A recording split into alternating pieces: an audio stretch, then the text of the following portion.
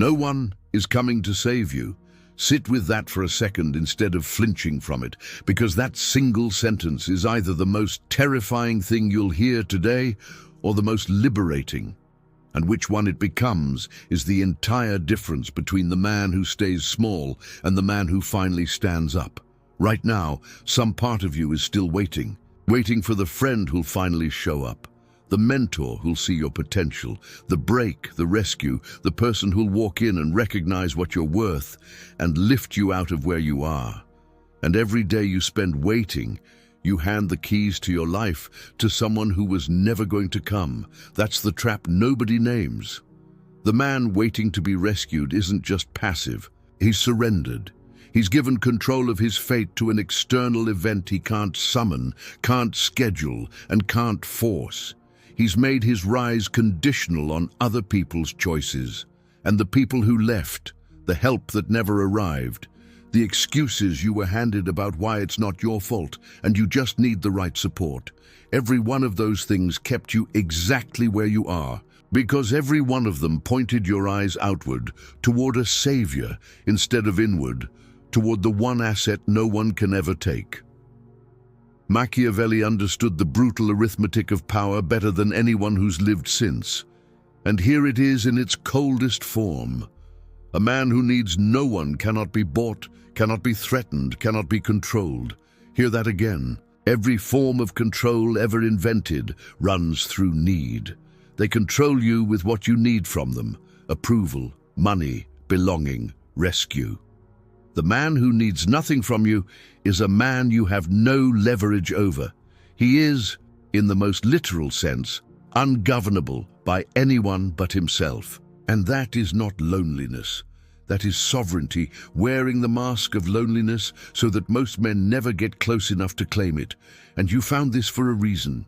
Some part of you is already done waiting, already felt the quiet humiliation of hoping for help that didn't come, already sensed that the rescue fantasy was costing you more than the isolation ever did. That instinct is correct. So in the next few minutes, I'm going to show you exactly how isolation, the thing you were taught to fear your whole life, is the forge every king was ever made in. And we start with the first thing you have to stop waiting for, because until you stop waiting for it, nothing I tell you afterward can take hold.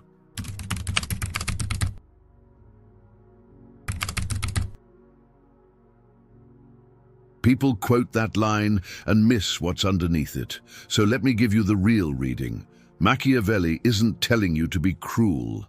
He's telling you that love, approval, affection, being liked is a foundation outside your control, because it lives in other people and they can withdraw it the moment it costs them. Fear, in his sense, is really self-possession.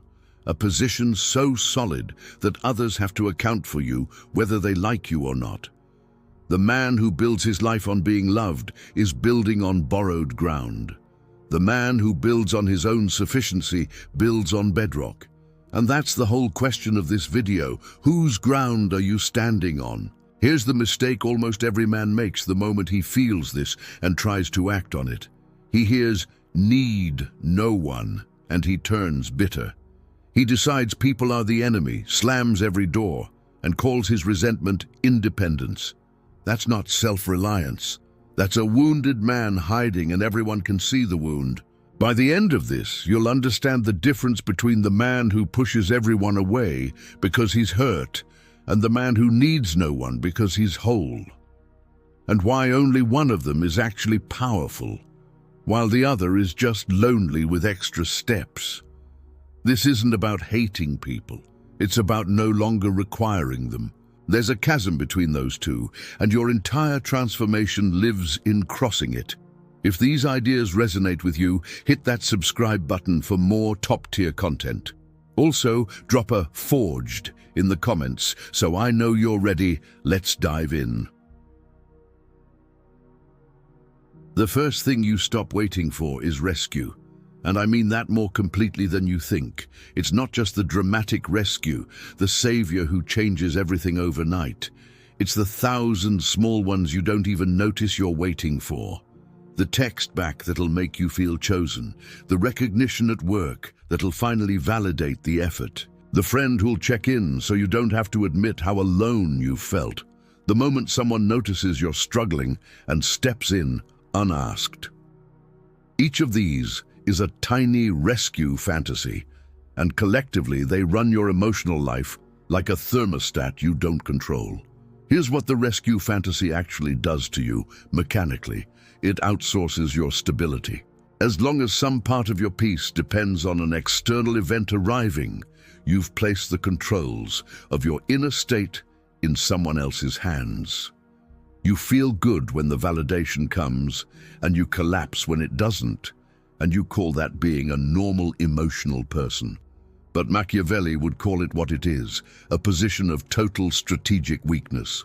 You've made yourself a man whose mood, whose momentum, whose sense of worth can be switched on and off by people who didn't even know they were holding the switch. That is the opposite of power.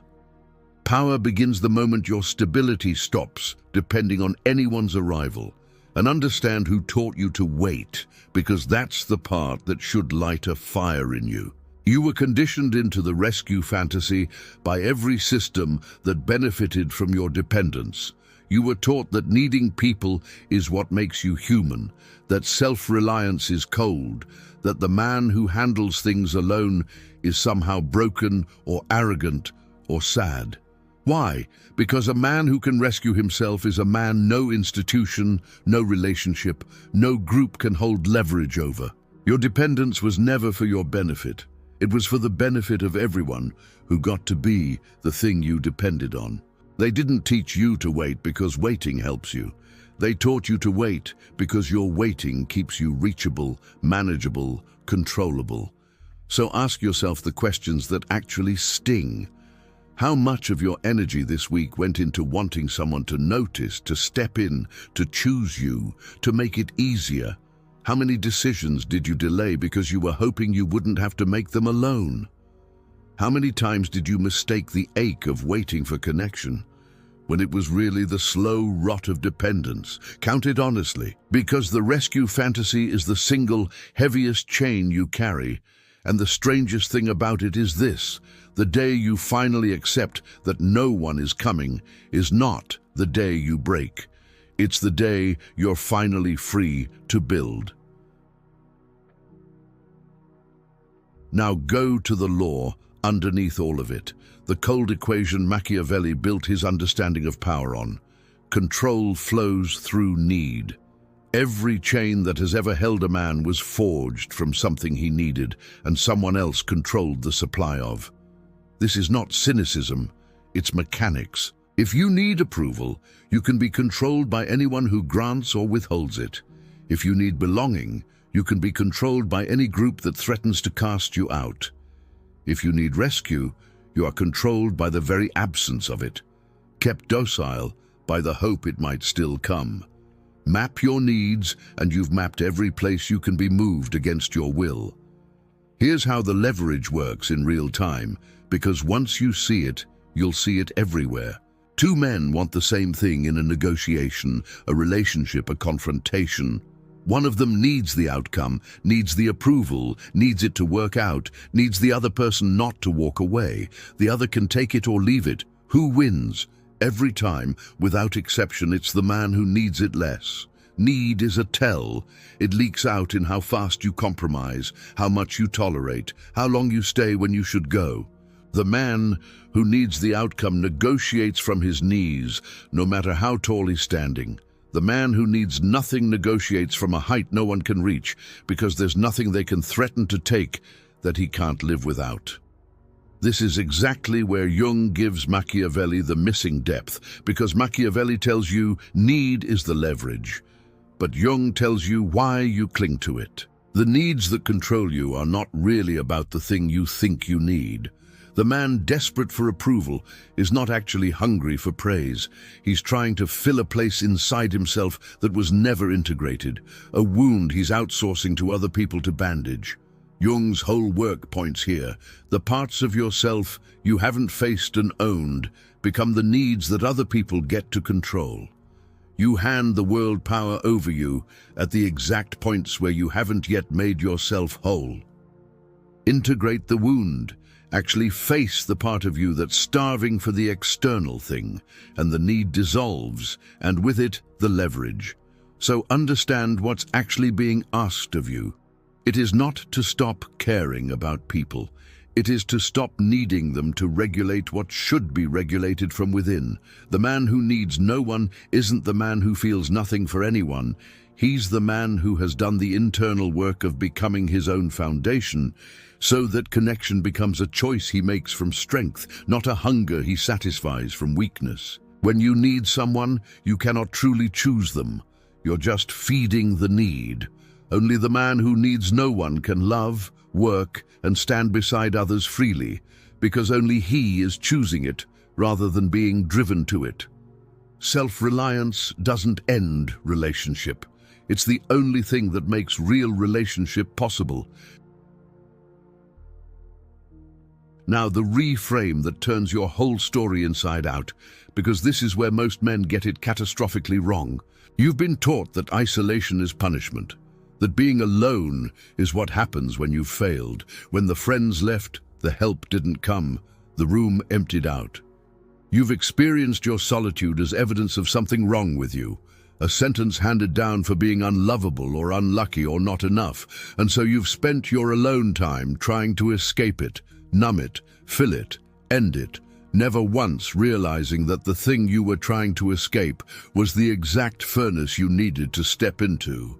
Here's the truth no one told you. Every man you admire for his strength was forged in a period of profound aloneness. Not because aloneness is pleasant, but because it's the only environment where the self gets built without interference. When you're surrounded, supported, rescued, you never develop the internal structure, because you never have to. Why build the muscle when someone's always there to lift the weight for you? It's only when the help is gone, when there's genuinely no one coming, that you're forced to develop the one thing that makes a king, the capacity to be your own source. Isolation isn't the absence of your support system.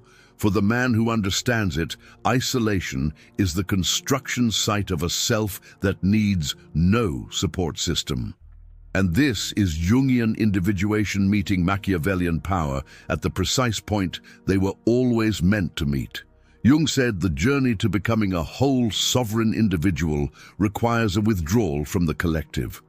A period where you stop taking your identity from the group and start forging it from within. You cannot become yourself while you're still defined by who's around you. The crowd gives you a borrowed identity. Solitude is where you build your own. So the loneliness you've been treating as a curse is, in Jung's exact framework, the necessary passage every individuated man walks through. The friends who left didn't ruin your forge. They lit it. They put you, often against your will, into the one condition where a real self could finally take shape. So reframe everything right now, completely. The empty room is not your failure, it's your forge. The help that never came didn't abandon you. It freed you from the dependence that would have kept you soft. The excuses you were handed about needing the right environment, the right people, the right support were not kindnesses. They were sedatives, keeping you asleep in the rescue fantasy while your forge sat cold. You don't need to escape your isolation. You need to start using it. Because every hour you spend building yourself alone is an hour no one can take credit for. No one can hold over you, and no one can ever take away. That is how kings are made, not in the crowd, but in the years the crowd wasn't there. So let's get concrete about what you actually build in the forge, because reframing isolation as opportunity means nothing if you don't know what to forge in it. The man who needs no one isn't built by accident. He's built by deliberately developing the internal sources of the things he used to seek externally. Every external need you've been carrying has an internal counterpart you can build. You sought approval outside. You build self-respect inside. You sought rescue from others. You build competence in yourself. You sought stability from connection. You build it from your own discipline. This is the entire project, systematically replacing external supply lines with internal ones until there's nothing left that someone else holds the switch to. Start with the foundation, which is competence, because self-reliance without capability is just delusion. The man who needs no one can need no one, because he can actually do the things. He can earn, solve, build, endure on his own. So you begin by ruthlessly building capability in the areas where you currently depend. Where do you need rescue most? That's your first build site, the skill you keep hoping someone else will handle, the responsibility you keep waiting to be saved from. You go directly at it, and you become the man who can do it himself. Every competence you build severs a dependence, and severed dependence is the literal substance that self-reliance is made of. You don't talk your way into needing no one. You build your way there, one capability at a time, then build the internal foundation, the harder one, self-validation, the integration Jung pointed at. This is the daily practice of becoming the source of your own worth instead of the beggar of others. It means making decisions and standing behind them without needing them ratified by someone else's approval. It means doing the work when no one's watching and no one will applaud, and finding the recognition internally where you used to outsource it. It means facing the wounded parts of you that crave external validation and actually sitting with them, owning them, integrating them, instead of running to other people to medicate them. This is the inner forge, and it's slower than building competence, but it's the part that makes you truly ungovernable, because a man who validates himself has removed the single biggest lever the world had on him. And expect the resistance, because it comes hard and it comes specific. The moment you start building alone, the rescue fantasy will fight for its life, and it'll use guilt as its weapon. You'll feel like you're isolating yourself, becoming cold, pushing people away, turning into someone bitter and hard. You'll hear that voice saying, "You can't do this alone. You're not meant to. Needing people is human. Who do you think you are?" Hear it clearly. That's the conditioning fighting to keep you reachable. The guilt you feel building your own foundation is not wisdom. It's the residue of everyone who needed you dependent. What you're calling cold isolation is just the unfamiliar feeling of finally standing on ground that's yours. Give it real time, months, not days, because forges don't work overnight, and one day you'll notice you stopped waiting for anyone. And the strange thing is, it didn't feel like loss. It felt like power arriving. And picture the man on the other side of this forge. He's not bitter, he's not hiding. He's not the wounded man who slammed the doors. He's something else entirely, a man so complete in himself that he can walk into any room and need nothing from anyone in it. He chooses his company instead of clinging to it. He can lose the approval and keep his center. He can take the threat and not flinch, because there's nothing they hold that he can't live without. He can be left and survive it, because he was never standing on anyone but himself. That man is unbuyable, unthreatenable, uncontrollable. That man is what Machiavelli pointed at and Jung made possible. And he was forged in the exact aloneness you've spent your whole life trying to escape. You walked in here waiting to be saved, handing the keys to your life to people who were never coming. You're walking out with the only truth that ever set a man free.